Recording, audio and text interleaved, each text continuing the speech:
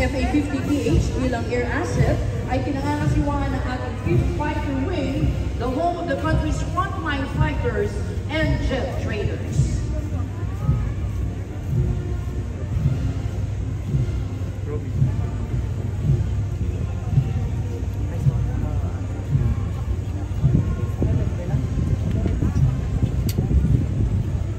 Nangunguna po sa ating parada ang pinagsamang banda ng Sandatahang Lakas ng Pilipinas.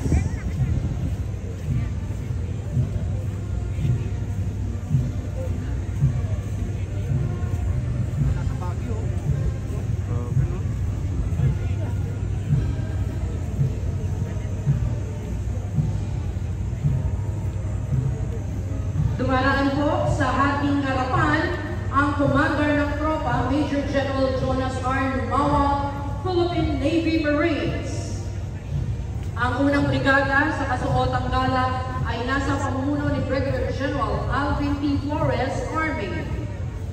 Ang unang batalyon ay binubuo ng Corps ng mga kadete ng Sandatahang Lakas ng Pilipinas na pinangungunahan ni Cadet First Class Edmond D. Logroño. Mula sa prestigyosong Philippine Military Academy, ang mga ginoo at pinipili ito ang mamamahala sa iba't ibang sangay ng Sandatahang Lakas. Ikinigita sa kanilang puso't isipan, pagdatingan, integridad at katapangan. Sina na sa hinaharap ay magiging kaagapay sa pagsusulong ng kapayapaan at kaunlaran ng bansa. Sumusunod ang batalyon ng mga kadete mula sa kilalang Philippine National Police Academy sa pamumuno ni Cadet Second Class Joshua R. Pulido. Hinuhubog ang karakter ng mga kadete ito upang mamuno sa hinarap ng nananaig ang paglilingkod, karangalan at justisya, gayon din bilang makadiyos, responsable at respetadong mga public safety officers.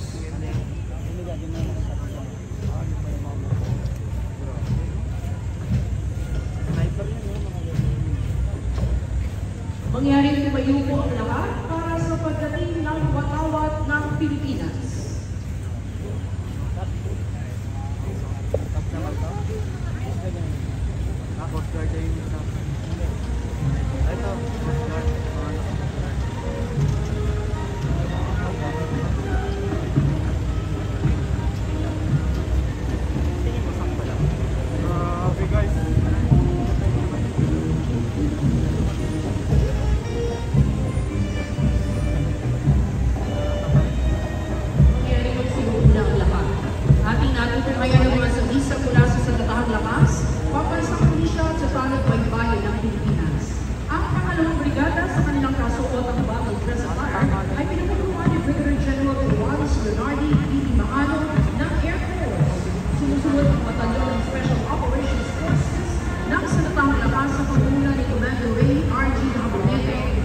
Navy, binubuo ang batalyon ng Scout Rangers, Special Forces ng Philippine Army, Naval Special Operations Group ng Philippine Navy, at 7th Special Operations Wing ng Philippine Air Force.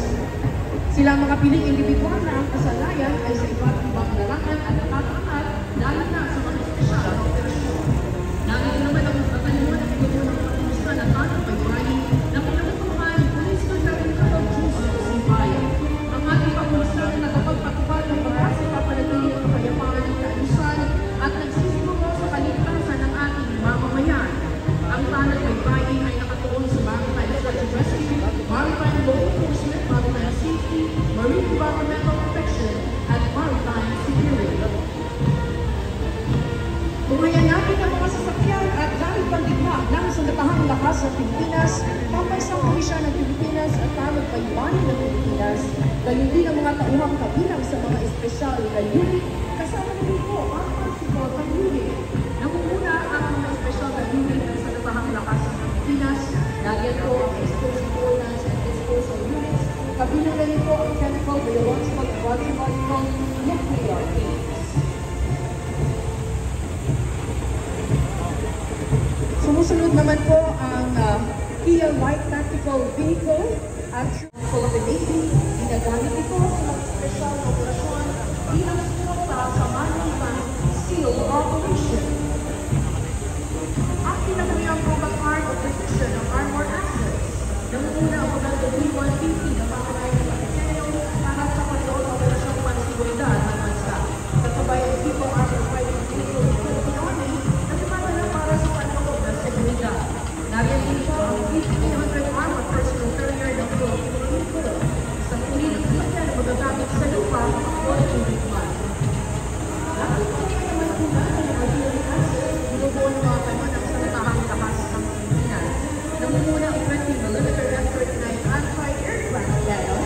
at iniakma ito bilang ground weapons mula sa dating M5 Freedom Fighters aircraft.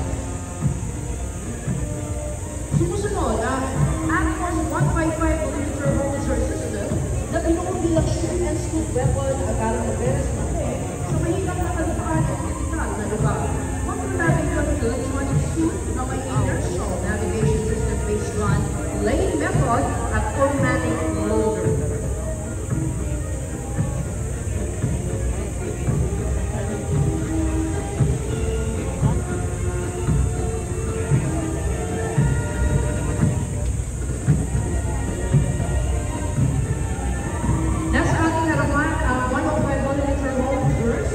Sumusuporta ang mga ito sa mga puwersang nasa gitna ng operasyong militar.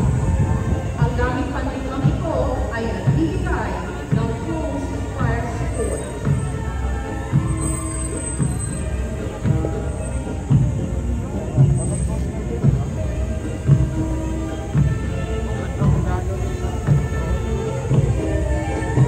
Inyo naman po nakikita ang 8-ton Euro trucks at 1-1/4-ton Satco. Ang mga sasakyan ito ay ginagamit bilang bahagi ng combat support units. Ngayon din sa panahon ng kapitan partikular sa humanitarian assistance and disaster response.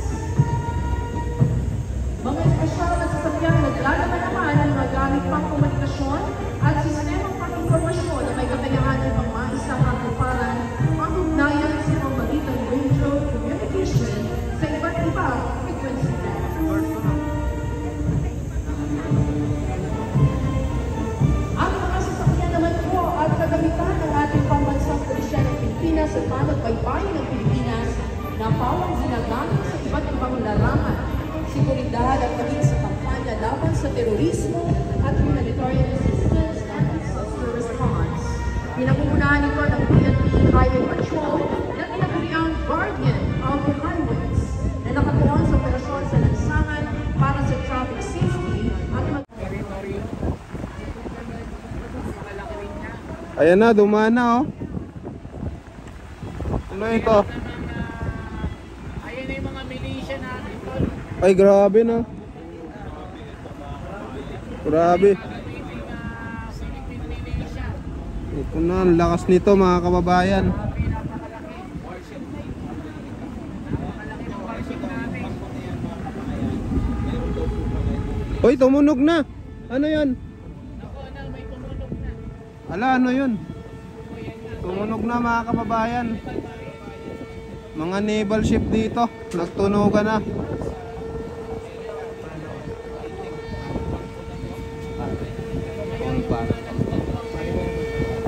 Gulat nga kami, ano dyan no? Walang ano, araw. Pinayagan din kayo kanina. Oo. Alam na.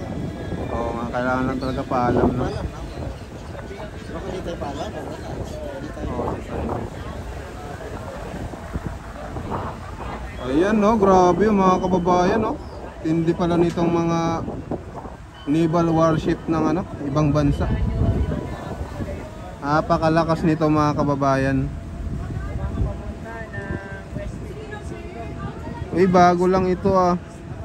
Ito ata yung sasakyan nila mga kababayan. Ito yung warship ng Amerika mga kababayan. At ito ay may anti-missile mga kababayan. Kaya hindi basta-basta itong ano, warship ng Amerika. Lakas nito. Grabe, sobrang lakas nito.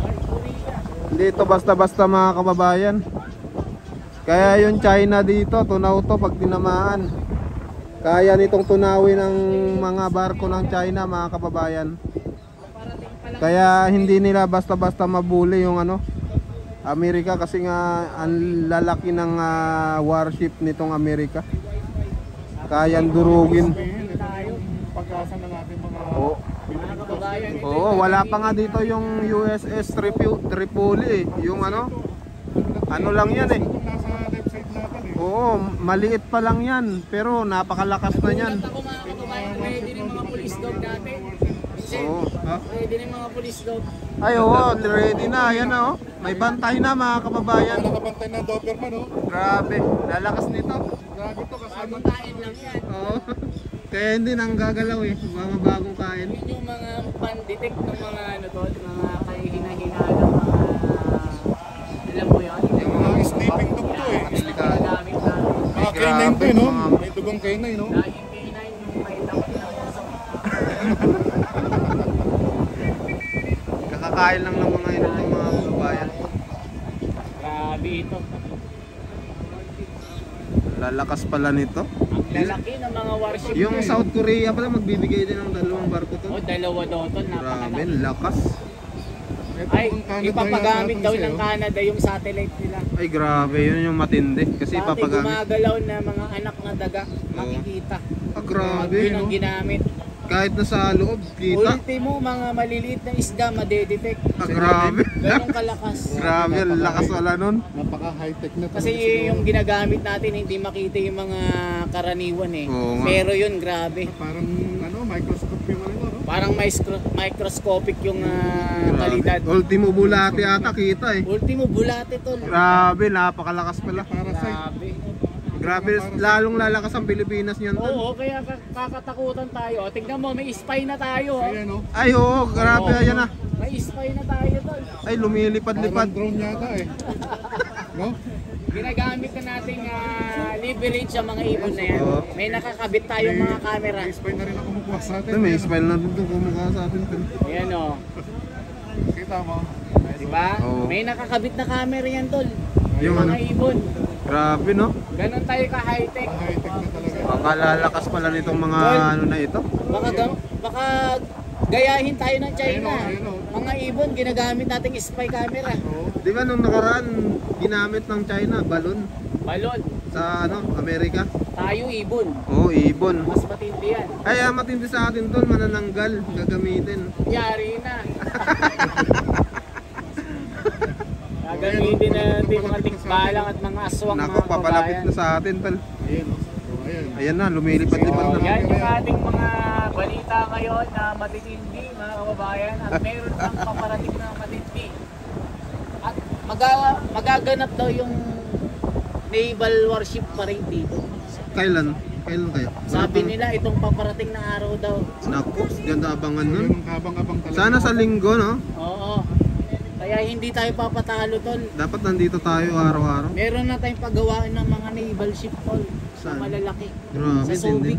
Ayun ang maganda kasi ano, hindi na basta-basta ang Hindi na Pilipinas. tayo basta-basta tol. Papalibutan natin yung ano, yung mga ano din, yung mga namumuli sa Pilipinas.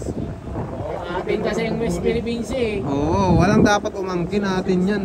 Hindi nga tayo kaya sa basketball tol eh. Oo, talo tol eh. Talo ang Umiyak. China. Umiyak ang China. Umiyak si Yonging eh. Oh. Ibig sabihin, Pina- hindi tayo pag-asa. Pinalamang lang ng 20 tol. Oo. Tapos pagdating sa huli, umiyak. Umiyak Sabay sila. iyak sa uli. Hindi na nagpa-interview tol. Pag nakita ito, manginig talaga sila dito. Oo, manginig talaga sila dito. Grabe, ang lalaki nito. Ito po yung darating na warship. Sa Anipwersa ba naman eh? Sa Anipwersa ba naman eh. Nakapakante na itong area na to para sa darating na warship. Oo. Amerika yan, Amerika. Ito ano, Ito, Canada ata to. Canada eh, may aeroplano po. Yung isa, yung nandoon. Ay, ano pala ito? Australia ata ito, tol. Meron pa sa kabila eh, ayun o. Masigit sila. Meron Yun, pa yun, yung sa kabila, Canada yun, yun o. Ayan o, may mga nagbabantay pa na tol. Tapos, nandyan yung sa Japan eh. Nandyan eh. Sa kabila, no? Oo, nandyan yung sa Japan. So yung kabilang warship ng Japan, nandito po sa kabila. Ayun o, titindi, umiikot no. Ayan, Ayun, oh. nakikita niyo yung satellite oh. Grabe oh, talagang Pati yung- nakaabang no, talagang ano, inaabangan nila baka may madetect na bigla, may ano, may spy. Yan, nadidetect nila Nagdidetect yan. nila kung meron mga Oo, darating na ano, na Mga kalaban. kalaban. Ganyan kalupit yan. So matindi.